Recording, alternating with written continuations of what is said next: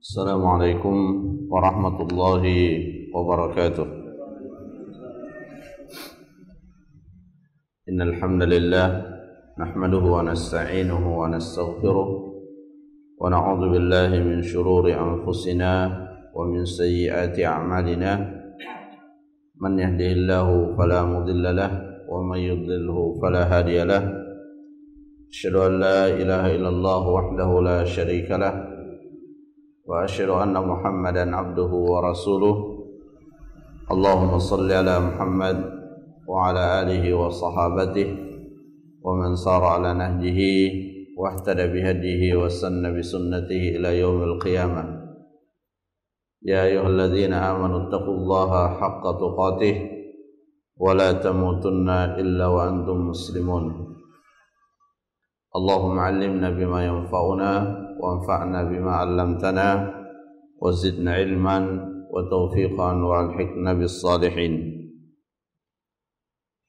أما بعد، معاشر المسلمين jamaah salat subuh rahimani wa rahimakumullah. Alhamdulillah, pada kesempatan ini kita kembali melanjutkan majelis ilmu kita pada penjelasan kitab Taysirul Karimir Rahman fi Tafsir Kalamil Mannan. Dan alhamdulillah, pada pertemuan kita yang sebelumnya kita telah menjelaskan firman Allah Subhanahu wa taala yang terdapat di dalam surah As-Saff ayat yang kelima, di mana pada ayat tersebut Allah Subhanahu wa taala memerintahkan kepada kita semua untuk mengingat dan mentadabburi kisah Nabiullah Musa alaihi salam, terkhusus ketika Nabi Musa alaihi salam berkata kepada kaumnya, lima tu'dzunani, kenapa kalian menyakitiku? Dan kita telah jelaskan makna daripada menyakiti pada ayat ini adalah menyelisihi apa yang dibawa oleh Nabiullah Musa, dan masuk juga di dalamnya menyakiti dalam arti secara fisik. Dan ini adalah salah satu realita yang menimpa Bani Israel, di mana mereka menyakiti nabi-nabi yang diutus kepada mereka, baik itu dengan menyelisihi dan juga dengan menzalimi, bahkan membunuh nabi-nabi yang diutus kepada mereka. Meskipun keburukan ini di dalam Al-Quran itu selalu dikaitkan dengan Bani Israel atau orang-orang Yahudi, tetapi kita sebagai umat Islam patut waspada, jangan sampai kita mengikuti keburukan yang melekat pada mereka. Karena di dalam hadis yang sahih Nabi SAW juga pernah mengingatkan, la tattabi'anna sanana man kana qablakum, sungguh benar-benar ada di antara kalian, maksudnya di antara umat Nabi Muhammad, di antara kaum muslimin yang akan mengikuti kebiasaan atau jalan umat-umat sebelum kita. Dan umat sebelum kita yang dimaksudkan itu adalah orang-orang Yahudi dan Nasrani. Jadi ketika Allah Subhanahu wa taala atau Nabi kita Nabiullah Muhammad sallallahu alaihi wasallam menceritakan tentang suatu keburukan yang melekat dan mentradisi di kalangan Bani Israel, maka itu adalah peringatan bagi kita segenap kaum muslimin, jangan sampai kita termasuk yang mengikuti keburukan-keburukan tersebut. Jamaah rahimakumullah, kemudian pada ayat yang berikutnya, yaitu ayat yang ke-6 sampai ayat yang ke-9, Allah Subhanahu wa taala kembali memerintahkan kita untuk mengingat nabi yang lain yang juga diutus kepada Bani Israel, yaitu Nabiullah Isa alaihi salam. Wa idh qala Isa bin Maryam, dan ingatlah ketika Isa bin Maryam berkata, ya Bani Israel, wahai sekalian Bani Israel. Bani Israel itu adalah anak keturunan Israel. Israel yang dimaksud di sini adalah Yakub. Dan panggilan ini sering digunakan di dalam Al-Quran untuk menyentuh hati-hati mereka, menyentuh hati orang-orang Yahudi.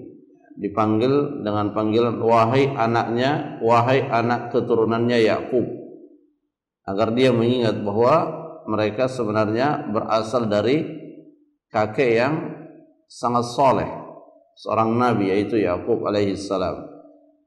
Dengan dia mengingat hal tersebut, diharapkan dia mengikuti arahan-arahan daripada kakek mereka, yaitu Yakub, yang juga akan kembali kepada Nabiullah Ibrahim alaihi salam. Dan dari Nabiullah Ibrahim yang biasa dikenal dengan Abul Anbiya, bapaknya para nabi, ada di situ Ismail yang kemudian menjadi penutup para nabi, dan di situ ada juga Nabi Isa yang itu adalah penutup para nabi dari kalangan Bani Israel. Jadi nabi terakhir dari Bani Israel itu adalah Nabiullah Isa alaihi salam. Kemudian ditutup oleh Nabiullah Muhammad sallallahu alaihi wasallam, yang mana beliau diutus untuk seluruh manusia, bukan hanya untuk orang Arab atau untuk kalangan tertentu, tapi beliau adalah diutus untuk seluruh manusia. Ya Bani Israel, inni Rasulullah ilaikum. Sesungguhnya aku ini adalah utusan Allah untuk kalian. Sama dengan apa yang disampaikan oleh Nabi Musa dan oleh nabi-nabi yang lain. Ya, karena tidak semua nabi-nabi yang pernah diutus oleh Allah Subhanahu wa taala itu diceritakan di dalam Al-Qur'an. Bahkan tidak semua nabi yang pernah diutus oleh Allah itu disebutkan namanya di dalam Al-Qur'an. Allah Subhanahu wa taala berfirman dalam Al-Qur'an, wa rusulan qad qasasnahum 'alaika wa rusulan lam naqsushum. Di antara para rasul ada yang kami ceritakan kepada kalian, dan ada juga yang kami tidak ceritakan. Ya, jadi Isa alaihi salam menyampaikan kepada Bani Israel, inni Rasulullah ilaikum. Saya adalah utusan Allah untuk kalian. Musaddiqan lima bayna yadayya minat Taurat. Dan sebagaimana tugasnya para nabi itu adalah membawa ajaran yang sama dengan ajaran yang dibawa oleh nabi yang sebelumnya. Jadi dalam sisi keumuman daripada apa yang dibawa oleh nabi itu sama dengan yang dibawa oleh nabi-nabi yang sebelumnya, di mana seluruh nabi itu membawa misi tauhid, mengajak manusia untuk hanya beribadah kepada Allah Subhanahu wa taala. Perbedaannya itu dalam perincian-perinciannya atau dalam hal syariat-syariat setiap para nabi itu berbeda satu sama lain. Tetapi tujuan utamanya itu sama, adalah mentauhidkan Allah Subhanahu wa taala. Musaddiqan lima baina yadayya minat Taurah. Kami adalah utusan Allah Subhanahu wa taala, saya adalah utusan Allah untuk membenarkan apa yang terdapat di dalam kitab Taurat. Ini kata Isa alaihi salam. Ya, karena memang ajaran para nabi itu tidak berbeda satu sama lain dalam hal yang berkaitan dengan tauhid.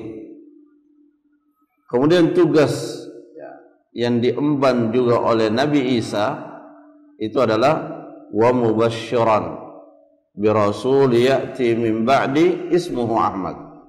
Dan juga selain membenarkan apa yang telah dibawa oleh Nabi Musa, yaitu kitab Taurat, Nabi Isa juga diutus untuk menyampaikan kabar gembira.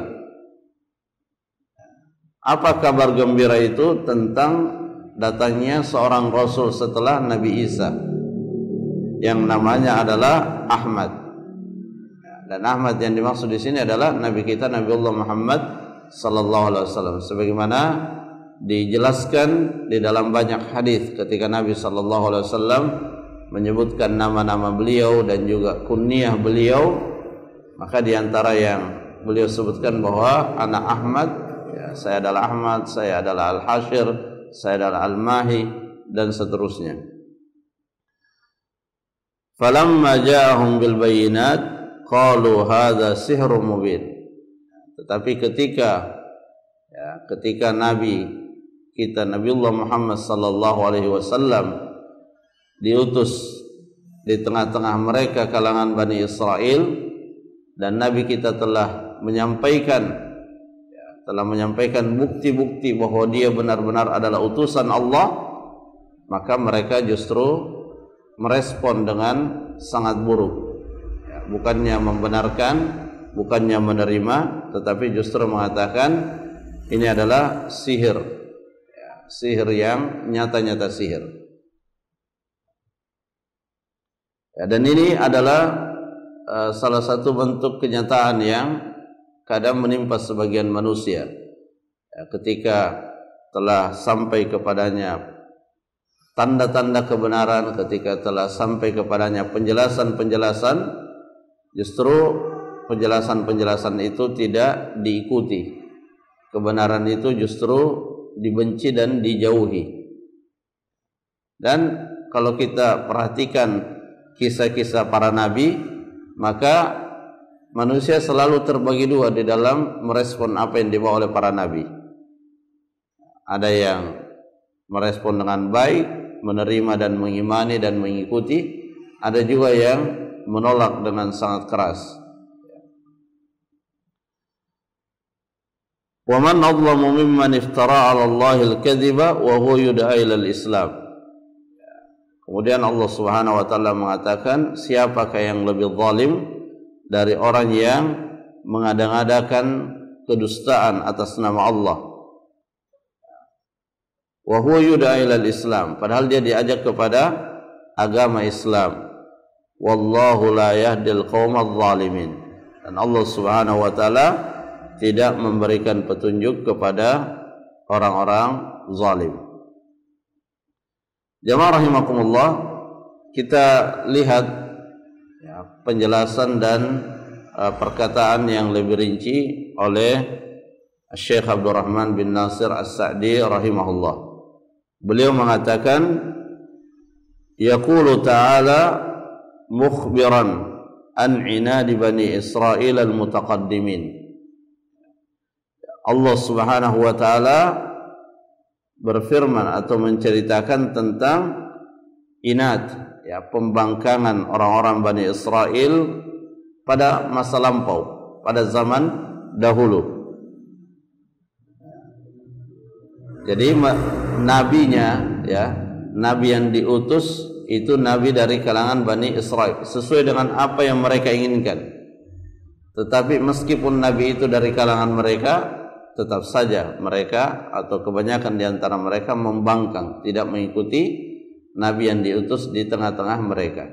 Sama persis ketika orang-orang Bani Israel meminta kepada Allah, ib'ats lana malikan nuqatil fi sabilillah. Ketika mereka berada dalam kondisi terzalimi oleh seorang raja yang bernama Jalut, maka mereka berharap-harap, bahkan meminta kepada Allah agar diutus di tengah-tengah mereka seorang raja yang memimpin mereka untuk berperang. Maka diutuslah, ditunjuklah, dimunculkanlah di tengah-tengah mereka seorang pemimpin yang bernama Talut. Tetapi apa yang terjadi setelah Talut memimpin mereka, justru mereka tidak mengikuti, atau kebanyakan mereka tidak mengikuti dan tidak menerima pilihan Allah Subhanahu wa taala tersebut.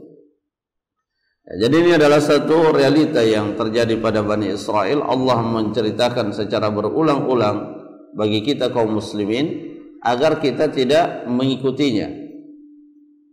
karena akan ada dari umat ini yang akan mengikuti mereka. Karenanya Nabi mengingatkan kita melalui kisah-kisah tentang mereka, itu tujuannya agar kita tidak mengikutinya.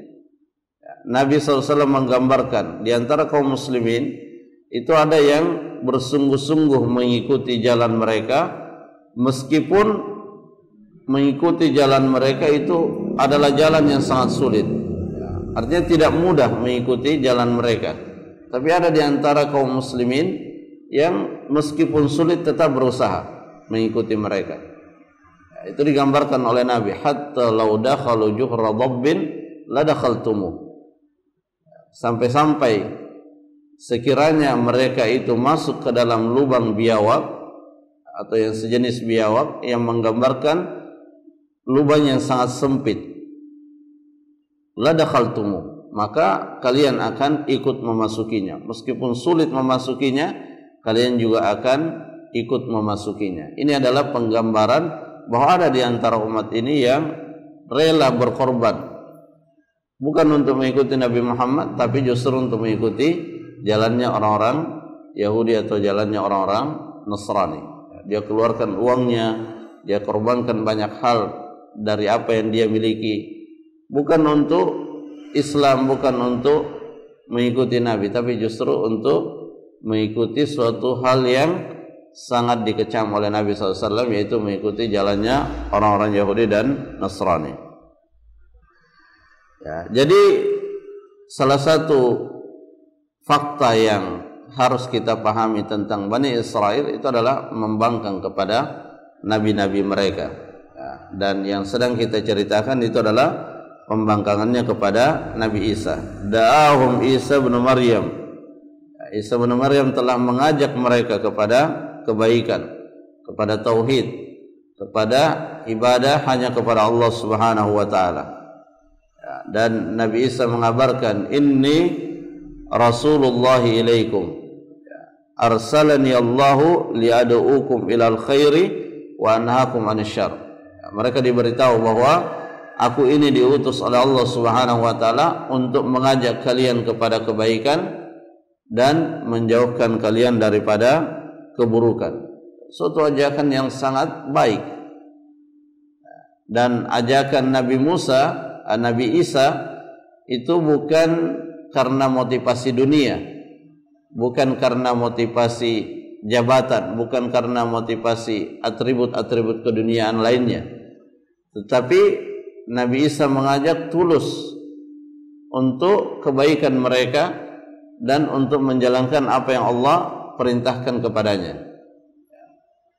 Maksudnya tidak ada alasan sebenarnya untuk tidak mengikuti, karena tidak ada motif duniawi yang menyertai ajakan Nabi Musa. Beda ajakan-ajakan sebagian manusia. Ya, bisa saja orang curiga, ini dia ajak kita begini, paling dia ingin begini.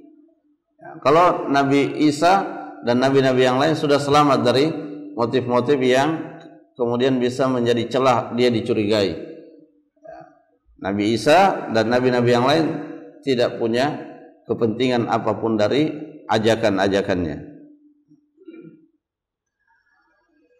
Jadi diajak kepada kebaikan, kemudian dijauhkan dari keburukan, dan Allah Subhanahu wa taala membekali setiap nabinya dengan bukti-bukti, ya, bahwa dia benar-benar utusan Allah Subhanahu wa taala, yang biasa dikenal dengan mukjizat. Kenapa itu dikatakan sebagai bukti kenabian? Karena tidak ada yang bisa mengalahkan bukti-bukti tersebut. Dan Allah Subhanahu wa taala memberikan bukti kenabian pada setiap nabi yang sesuai dengan situasi dan kondisi manusia yang Nabi diutus di tengah-tengah mereka. Nabi Musa misalnya, yang lagi viral dan populer pada masa itu adalah sihir. Maka Nabi Musa diberikan mukjizat, Nabi Musa dibekali bukti yang mirip, ya, keluar biasaan, yang mirip dengan keluar biasaan berupa sihir yang marak di tengah-tengah mereka. Tetapi dia bukan sihir, itu adalah mukjizat dari Allah Subhanahu wa taala, pertolongan dari Allah Subhanahu wa taala, keluar biasaan yang Allah berikan untuk membuktikan bahwa dia memang seorang nabi. Apa bukti, apa tandanya bahwa itu adalah mukjizat? Tidak ada yang bisa mengalahkannya. Ya, karenanya para tukang sihir hebat-hebat pada waktu itu ya, langsung mengakui, oh ini bukan sihir. Kalau dia sihir bisa dikalahkan, tapi ini tidak bisa dikalahkan. Demikian pula Nabi kita Nabiullah Muhammad sallallahu alaihi wasallam, ketika beliau diutus, kecintaan dan kegandrungan manusia pada waktu itu adalah kepada sastra. Ya, maka diturunkanlah Al-Quran yang sastranya tidak bisa ditandingi oleh ahli sastra apapun pada masa itu.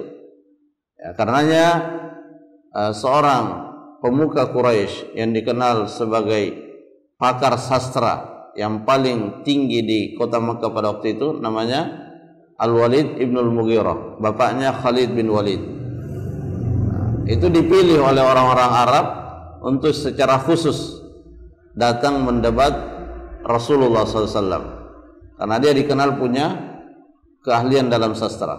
Dan dia datang kepada Nabi dengan wajah yang sangat optimis akan bisa menundukkan Nabi Muhammad. Tapi setelah sampai, dia mendengar ayat-ayat Al-Quran dan dia sampai pada suatu kesimpulan bahwa oh ini bukan sastra biasa. Ini sesuatu yang sangat menakjubkan. Tidak bisa manusia mengucapkan kalimat-kalimat seperti ini. Makanya dia kembali, dan disebutkan dalam riwayat bahwa dia kembali dengan wajah yang berbeda ketika dia pergi.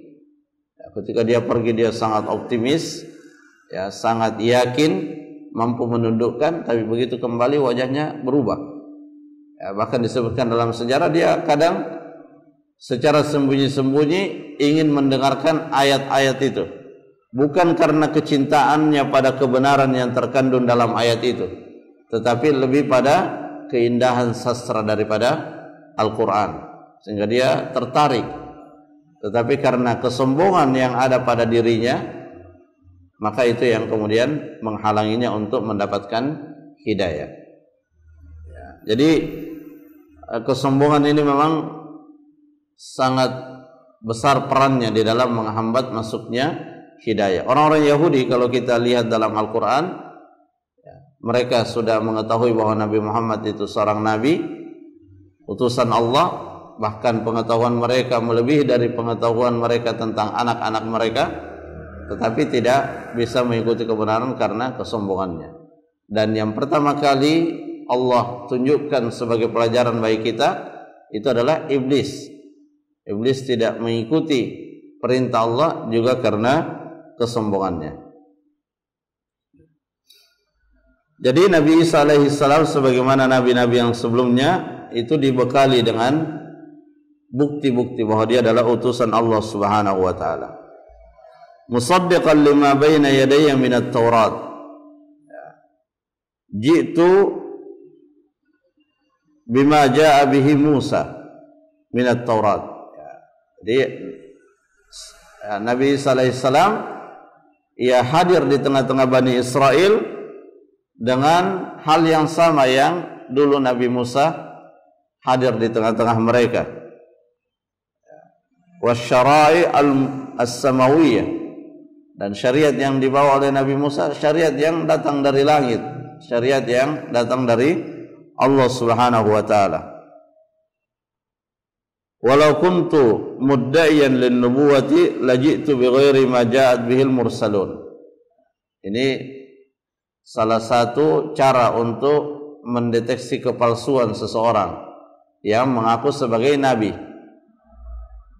Kata Nabi Syekh di sini menjelaskan, sekiranya Nabi Isa itu mengaku nabi dengan pengakuan yang dusta, maka pasti dia akan membawa sesuatu yang berbeda dengan apa yang dibawa oleh nabi-nabi terdahulu. Tetapi kenyataannya tidak.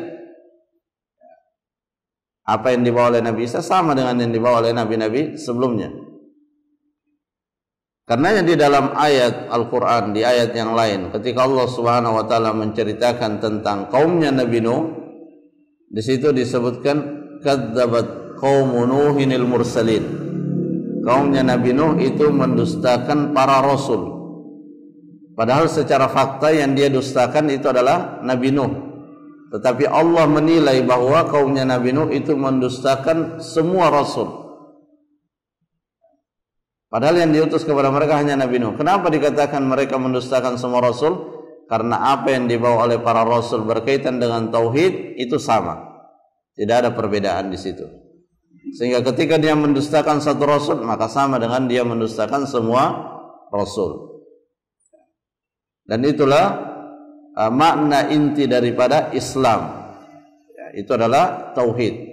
Jadi Islam secara umum itulah yang dibawa oleh para nabi.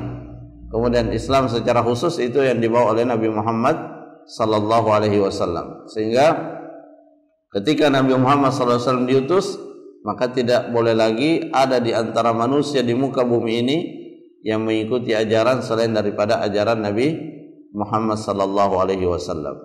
Karenanya ketika Nabiullah Muhammad sallallahu alaihi wasallam melihat di tangan Umar bin Khattab beberapa lembaran-lembaran Taurat, maka Nabi Muhammad sallallahu alaihi wasallam mengingkarinya. Nabi mengingkarinya karena apa yang ada di situ berupa tauhid dan yang lainnya itu sudah dilengkapi dan dijelaskan oleh Nabi Muhammad SAW. Makanya posisi daripada Al-Quran itu adalah menghapus kitab-kitab yang sebelumnya. Menghapus kitab-kitab sebelumnya. Tidak ada alasan bagi siapapun untuk kemudian masih bertahan pada agama yang sebelumnya. Musaddiqan lima baina yadayhi min at-Taurat wa mubasysyiran bi rasul ya'ti min ba'di ismuhu Ahmad. Dan aku datang memberikan kabar gembira berupa akan datangnya seorang nabi setelahku, yaitu bernama Ahmad. Dan disebutkan ciri-ciri tempat dan waktu akan munculnya nabi tersebut. Sebutkan akan muncul ya setelah penyerangan Ka'bah oleh tentara-tentara yang mengendarai gajah. Dia akan muncul pada berdekatan dengan masa tersebut. Kemudian disebutkan ciri-cirinya. Ya, karenanya berkumpullah beberapa komunitas Yahudi di kota Madinah. Ada Bani Quraidah, ada Banu Nadir, ada Banu Qainuqa. Ya, beberapa etnis Yahudi itu berkumpul di Madinah. Ya, mereka memang bertani di situ, tanam-tanam kurma. Tetapi tujuan utamanya bukan itu. Tujuan utamanya adalah menunggu nabi yang disebutkan di dalam kitab mereka. Ya, tetapi ketika nabi tersebut benar-benar muncul, ya, maka mereka justru tidak mengimaninya, tidak mengikutinya, hanya karena nabi tersebut dari kalangan orang Arab, bukan dari kalangan orang Yahudi.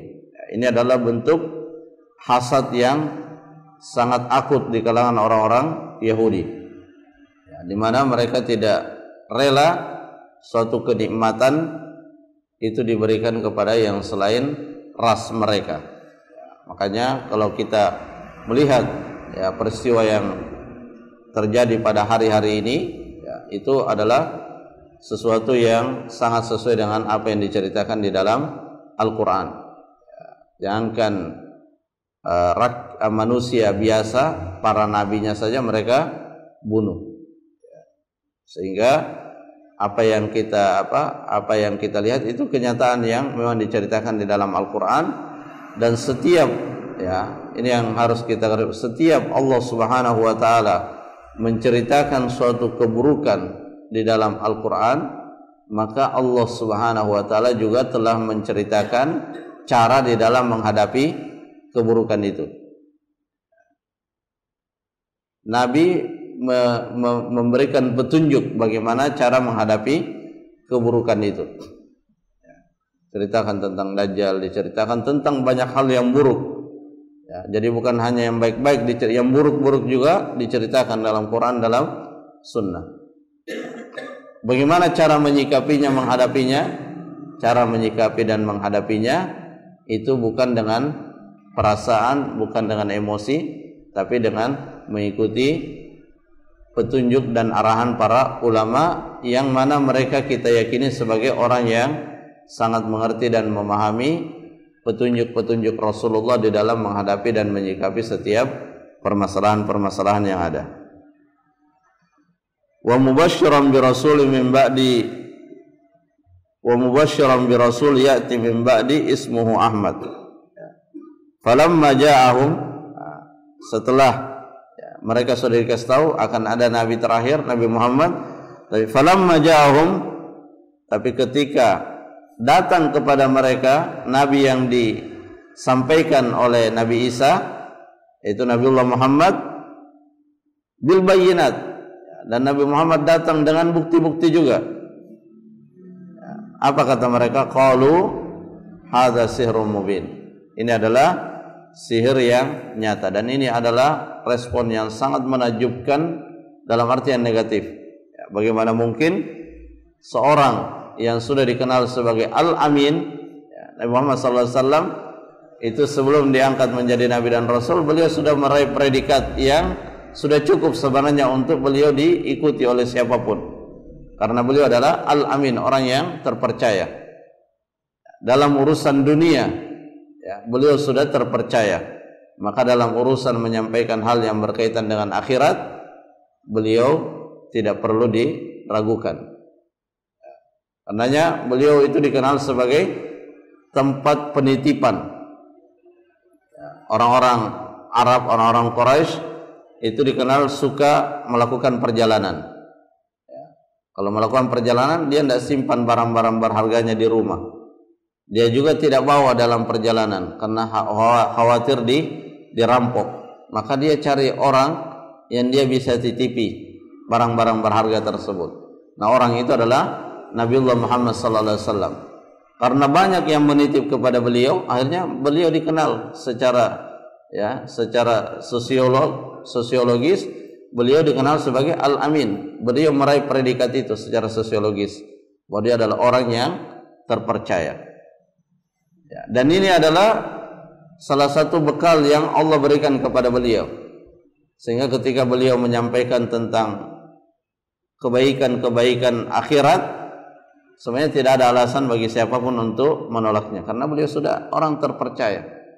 Bahkan Abu Jahal sendiri ketika mereka, Abu Jahal, Abu Lahab dikumpulkan semua, Nabi sebelum menyampaikan tentang tauhid, beliau terlebih dahulu bertanya, apakah pernah saya berdusta kepada kalian? Mereka mengatakan, kami tidak pernah mendapati engkau berdusta sejak tumbuh kuku di jari-jarimu. Artinya beliau dikenal jujur sejak kecil. Tetapi setelah Nabi SAW menyampaikan tentang ajakan hanya beribadah kepada Allah, maka kata Abu Jahal atau Abu Lahab, alihadza jama'tana, apakah untuk tujuan ini engkau mengumpulkan kami? Artinya mereka tidak suka dengan ajakan itu. Jadi ini juga adalah pelajaran bahwa ketika kita menyampaikan sesuatu, ada yang suka dan ada yang tidak suka. Ketika ada yang tidak suka, jangan sampai mempengaruhi materi ajakan kita. Kita harus tetap pada koridor yang diperintahkan oleh Allah Subhanahu wa taala. Kita jangan sampai memodifikasi suatu hal yang benar demi untuk menghindari respon-respon buruk dari objek dakwah kita. Nah, ini hal yang tentunya akan merugikan diri kita, dan akan merugikan dakwah. Jadi yang disampaikan sebagaimana yang Allah perintahkan, sampaikan. Kita tidak punya otoritas untuk menambah atau untuk menguranginya. Jamaah rahimakumullah, mungkin itu yang bisa disampaikan, semoga bermanfaat. Wallahu taala a'lam bissawab. Subhanakallahumma rabbana wa bihamdik, asyhadu an la ilaha illa anta, astaghfiruka wa atubu ilaik. Assalamualaikum warahmatullahi wabarakatuh.